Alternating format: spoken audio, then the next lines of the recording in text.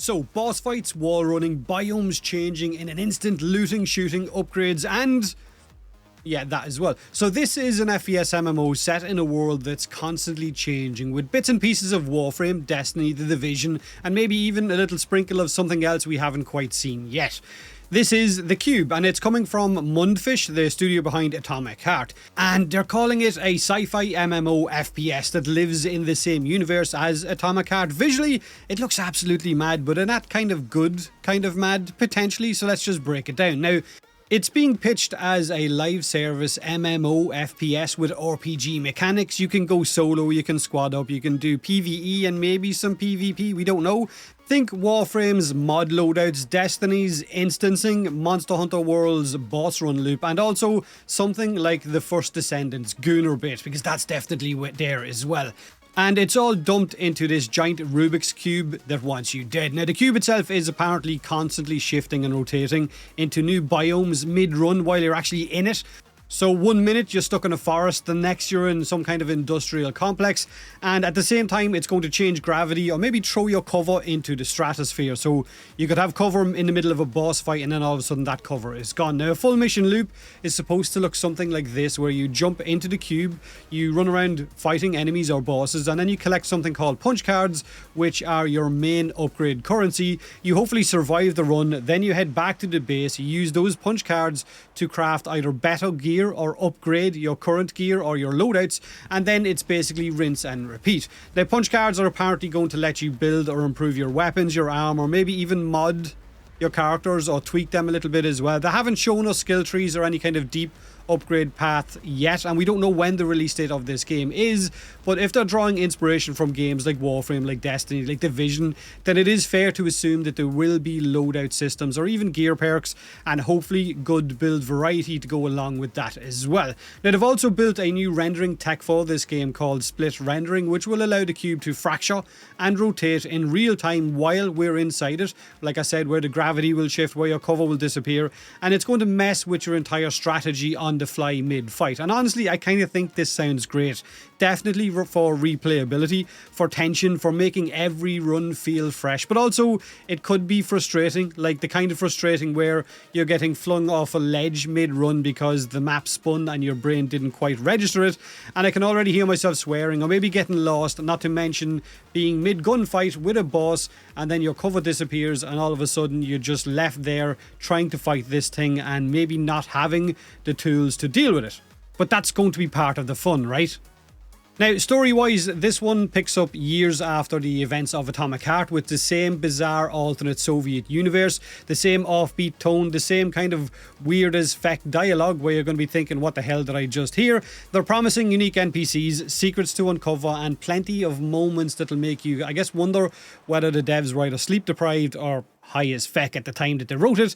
But if you've played Atomic Heart, then that's exactly what that was as well, right? That mix of sci-fi absurdity. Now, I'm cautiously optimistic, right? Or cautiously interested, I guess. Firstly, it's different. It's a world that shifts under your feet, quite literally each biome from industrial wasteland to dense jungle. It just spins in place. But the loop of grinding, of gearing, and of course hunting bosses, or even the combat, the FPS combat, is exactly the type of game that I'm looking for. I also like games that experiment with movement and traversal, and in some of the trailer, you do see wall running while aiming at the same time.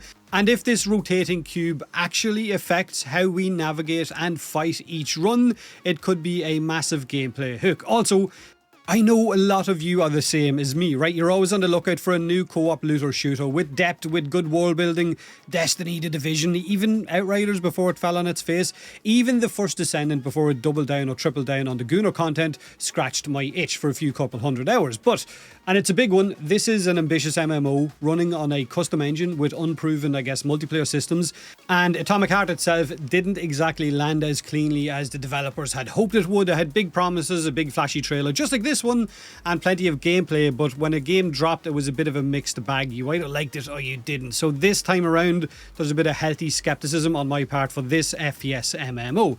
Every time it's a promise of big guns, customizable armor, upgrade loop, epic end game, until of course it isn't. Games like Outriders and Anthem definitely fell prey to this, two very promising looter shooters that completely nosedived. Meanwhile, Warframe, Destiny, And of course, The Division are still trucking away, while maybe not so much for Destiny. Now, Anthem and Outriders definitely launched half-baked. Anthem had amazing flying, beautiful visuals, but once you go past all of that, the gameplay loop was pretty much dead. Repetitive missions and almost no endgame, while BioWare never really figured out how to fix that core structure, basically because the game wasn't in development long enough before it was released and had a lot of other issues.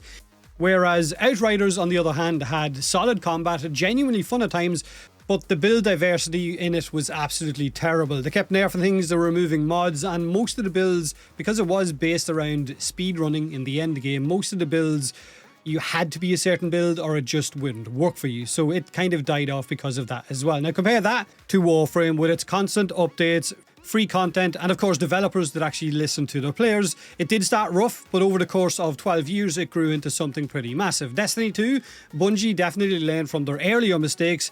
Every few months it gave you something new, whether it was seasonal content, expansions and community events. Maybe not so much where it is right now, Destiny 2, but it did have a very long time as probably the most successful out of all of the looter shooters. And while The Division isn't perfect, Ubisoft at least has supported it long term, even now up to its most recent New York DLC. So I guess you could say Anthem and Outriders promised the moon, but delivered a trailer park and then walked away, whereas the other developers stuck around, rebuilt and earned their player base over time. Now, what I'm hoping for here is just a feckin' fun gameplay loop. Plenty of build diversity, but also a good upgrade system, not just for the characters, for the weapons as well, right? A progression system, whether it's attachments and unlocks and so on. Now, I'm not fully sold, I guess, like a lot of you are, until we see more gameplay details, especially about the monetization and whether the grind is going to feel rewarding or not, or just grindy for the sake of it, which is, I guess, the trap that a lot of looters fall into, where they become grind just for the sake of it. Also, is it going to be buy to play? Is it going to be free to play? Is it going to have battle passes? What the kind of, I said earlier, what the monetization is going to look like.